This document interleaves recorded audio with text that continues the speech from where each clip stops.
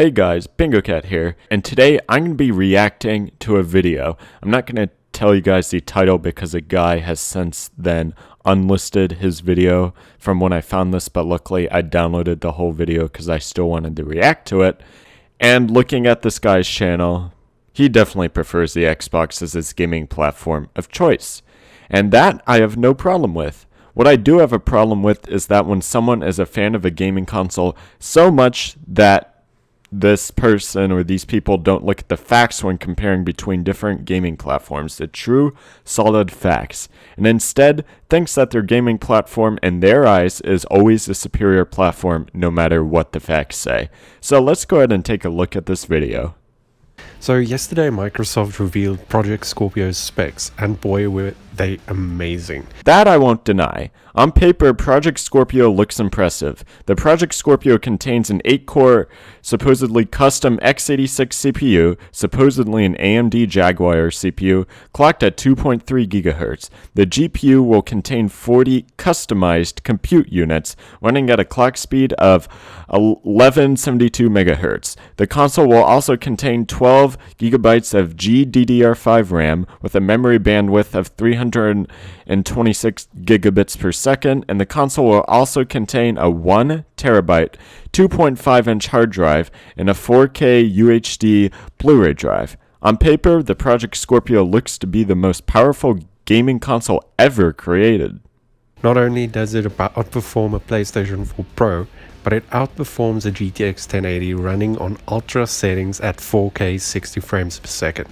And this claim is based on what exactly? I certainly can't find any sources backing this claim. Now, just because something looks good on paper doesn't mean it will translate to real-world performance.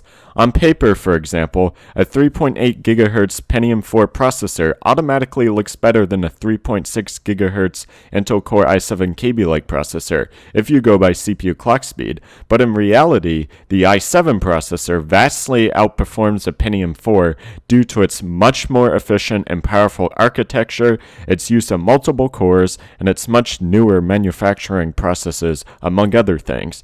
In the case of the Scorpio, the GPU has 12 GB of GDDR5 RAM, while the GTX 1080 Founders Edition card has 8 GB of GDDR5X RAM, which is less RAM than the Scorpio, but the GTX 1080 used GDDR5X RAM instead of GDDR5 RAM, which provides for faster RAM. In addition, Project Scorpio will use part of its graphics RAM for the operating system, since unlike PCs, Project Scorpio only contains one source of RAM and uses it for everything, which means that not all the RAM in the Scorpio will be dedicated to graphical rendering, unlike a GTX 1080 would. Now, the memory bandwidth in the Scorpio is 326 gigabits per second, which is better than the GTX 1080's 320 gigabits per second. But the difference is so small that one will probably not even be able to tell the difference in reality. And lastly, Project Scorpio has 6 teraflops of performance, while the GTX 1080 has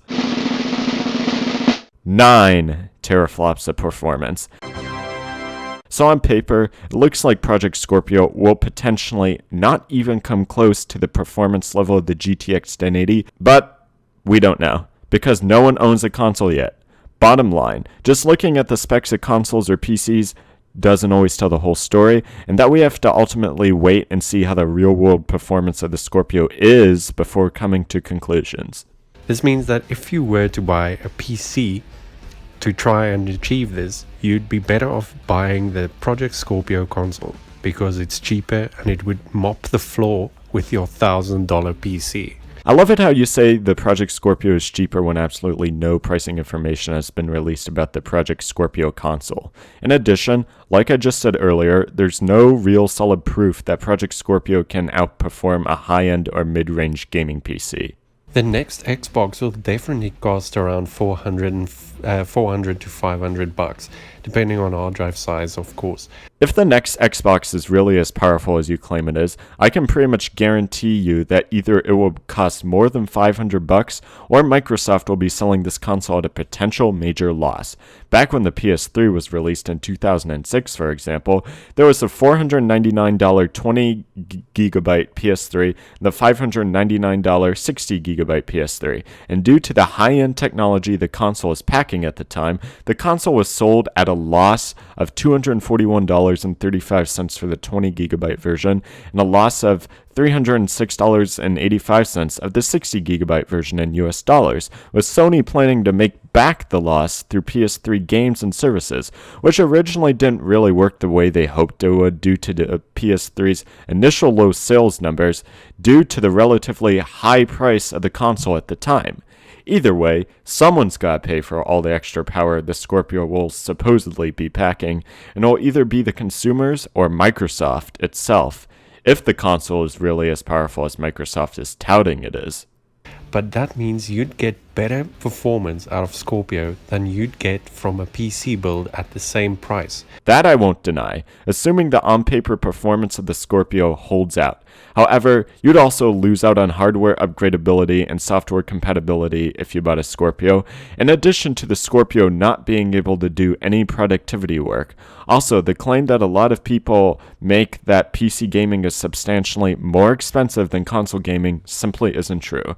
Rich from Review Tech USA, for example, did a build fairly recently where he built a 4K capable gaming PC for under $500, and I'll leave a link for that down below in the description if you'd like to check that out. Not to mention beating rigs at double the price. Once again, on paper, maybe, maybe not, but we'll have to wait and see. Project Scorpio will literally offer the best value for money looking at performance per dollar cost estimates. But once again, Project Scorpio is only good as a content consumption device. If you want to use your gaming console as a productivity device, you can't. Most people who buy a gaming console also have a computer for productivity anyways, so why not get a gaming capable PC and have everything run on one device?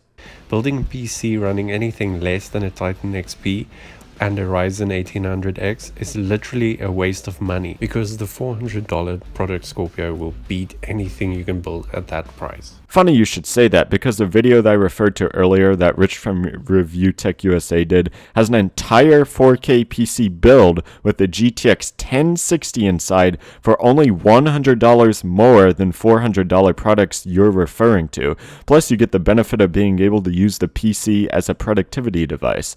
Also, once again, the on-paper specs don't necessarily tell us what the real-world performance of the console actually is. Unless the console is expensive or sold at a huge loss, I have my doubts that Project Scorpio's CPU will come close to even beating the almost 3-year-old Intel Core i7-4790K CPU that I use in my main rig. But once again, we have to see what the real-world performance of Project Scorpio is like. Not to mention that every gaming console ever made is pretty much limited to the amount of games that it can run compared to PC. With PC, you can pretty much run every game designed for Windows dating back to the late 90s, and you can also pretty much run any console emulator that you want. They even have a Switch emulator already out there. With gaming consoles like the Xbox One, you're limited to running games designed specifically for that system or ported over from older gaming consoles. You don't get the wide range of software compatibility that PCs get. Will all games run at 4K 60 frames per second? Well, that remains to be seen. Considering how the original Xbox One and PS4 struggled to run games at 1080p 60 frames per second and even at 1080p 30 frames per second, I have my doubts, but we'll see. But if you take the Forza 6 data and work backwards, you can reasonably expect The Witcher 3 to run at 4K ultra settings at least 30 frames per second locked. From what I can tell, all that's known about The Witcher 3 on Project Scorpio comes from Jez Corden, who has only hinted, not confirmed, that The Witcher 3 will run at 4K on Project Scorpio. He didn't say anything about the FPS or graphical settings that the game will run on Project Scorpio. Battlefield 1 and Battlefront 2 will definitely hit 4K 60 frames per second with ease. And your source for this is where exactly? The only information I can find myself regarding these games is that they're coming to Project Scorpio and will most likely be in 4K. I've seen absolutely nothing about what FPS these games will be running at. So PC gamers and PlayStation fans have been going on about this system running a souped up Jaguar core. Come on guys, this souped up core destroys your GTX 1080 in Forza 6. I didn't realize that we were comparing CPUs to GPUs now. That's like comparing a refrigerator to a freezer. They both have several similar components inside, but they perform completely different functions. The CPU is essentially the brain of the computer and is more multi-purpose in nature, while the GPU is designed to complement the CPU by handling the graphics and video processing of a computer. Simply put, comparing the CPU of a system to the GPU of a system isn't a fair analogy. So no matter how much you downplay the Jaguar, Microsoft over-engineered that chip to the point where you look pretty dumb with a Core i7. I hardly call a clock boost over-engineering a chip. Literally anyone could overclock a CPU assuming that they are using capable enough CPU cooling. Also, Rock Paper Shotgun did an analysis back in 2013 when the original Xbox One was released and concluded that the original Xbox One CPU is nowhere near as powerful as an Ivy Bridge i5 or i7 CPU is.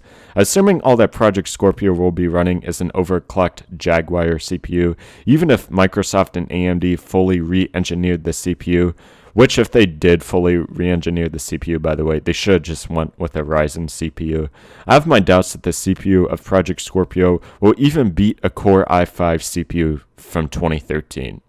So I've seen this comparison to the PlayStation 4 Pro, and I think that's pretty stupid because these two systems are worlds apart with their capabilities and design, basically. I wouldn't say they are worlds apart with their capabilities.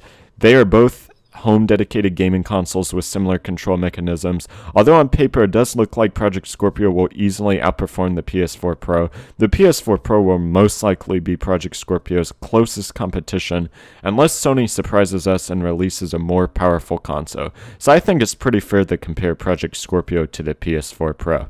You can run FIFA 17 on the PlayStation 4 Pro at 4K 60 frames a second, but we won't call that a 4K system. But why not? You just said it yourself that the PS4 Pro runs FIFA 17 at 4K 60 frames per second. That sounds like a 4K system to me. Because Xbox One could run FIFA 17 at 1080p 60 frames per second, and you guys never called it a 1080p box. You kept on harping on about how the Xbox One is a 720p box because two games ran at 720p 3 years ago. Well, you see, the deal with the original Xbox One and the original PS4 for that matter was that many people expected out of the gate for both consoles to have absolutely no problems running all games at 1080p 60 FPS, but neither of those consoles did initially. I do think that calling the Xbox One a 720p box was stupid just because two games, although from what I can tell is more than just two games, ran at 720p instead of 1080p, but this doesn't change the fact that the PS4 is technically a 4K gaming capable device.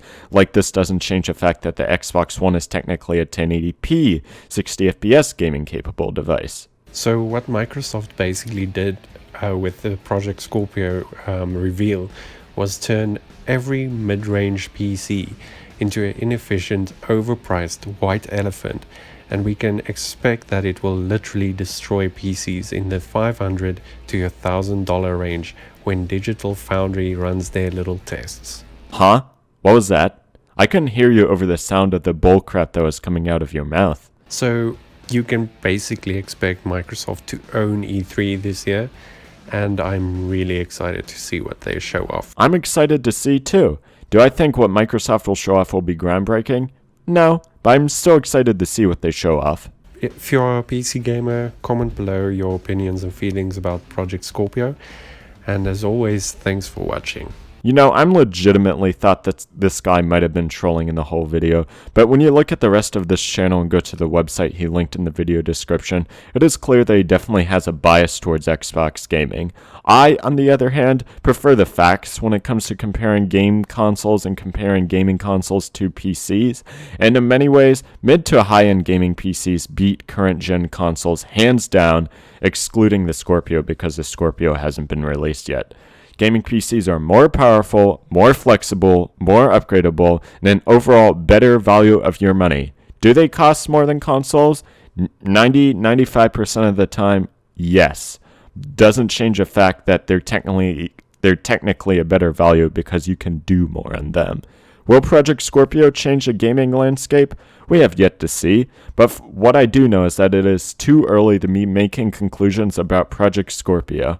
And PC gaming is certainly not dying. They've been saying PC gaming has been dying one way or another, console people, since the 90s, and it's never died. In fact, PC gaming right now is more popular than it's ever been. There's a huge reason, PC Master Race exists or entire channels dedicated to PC gaming. I do not think gaming PCs are going to go away any day soon. Anyways, what's your take on this? Do you really think that Project Scorpio will kill mid-range PCs or high-end PCs dedicated to gaming, or it will be as powerful as high-end PCs?